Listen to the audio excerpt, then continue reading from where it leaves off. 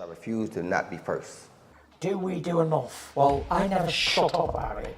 It must have been about 16, 17. We nicked their guilt rings. Right, the bouncer's guilt ring. This is no good for me. That's the reality. If you want the honest truth, and I see it every day.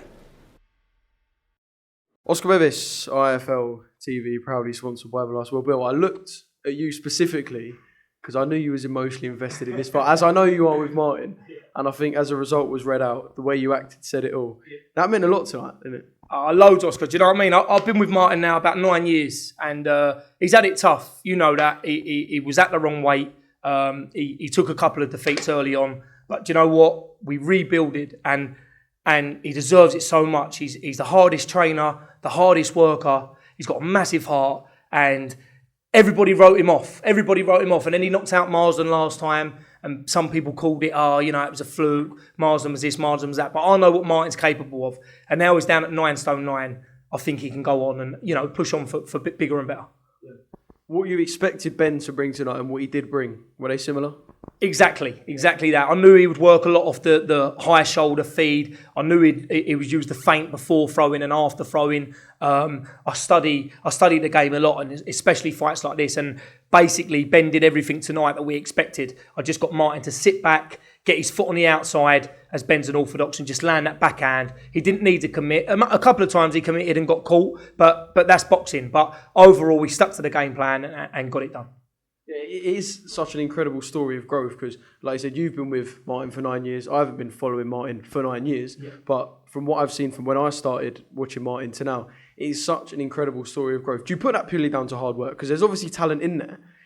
Is it just kind of bringing out of that hard work, or have you kind of developed the talent over time? No, so what it is, when he first turned pro, I was obviously a young coach, but he stayed loyal to me. And if you like, Martin was the guinea pig, if that makes sense. I was learning on the job as Martin was learning his trade as well. I've studied. I want to be the best. I want to be one of the best coaches out there. So I know I wouldn't be doing this if I didn't think I could be. And through drills and sparring and Martin's dedication, we've just got to where we want to be. We're not there yet, but we're getting there, and we're on the right track. Did Martin ever have kind of doubts in his head? Because I remember doing interviews with Martin where he perhaps not that he didn't seem confident, but there kind of seemed like a bit of a wavering thing in the back of his head where he was like, will I not? Whereas if you speak to him now, he's a completely different bloke. So did you ever see in the gym kind of them little bits where you perhaps thought this was a fighter who wasn't too confident? Yeah, do you know what? His confidence has grown massively. Like, you're exactly right. He didn't 100% believe in himself before either. Because we was, I don't know why that was, because he had a great amateur career. And then obviously he took the early defeat to Darko, and I think that sort of set him back a little bit. But now, you speak to him now about a fight before a fight, and his belief is totally different. He's like a different kid.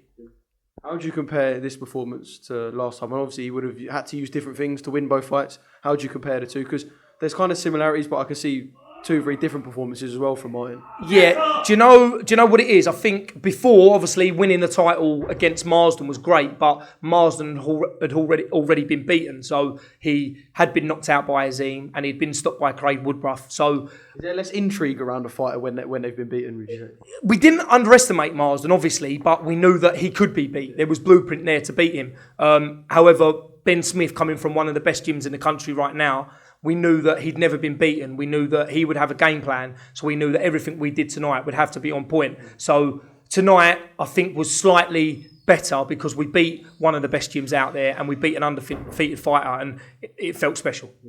Because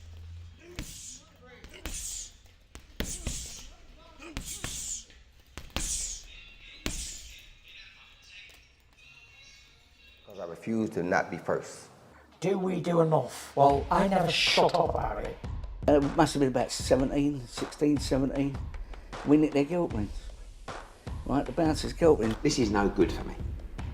That's the reality. If you want the honest truth, and I see it every day.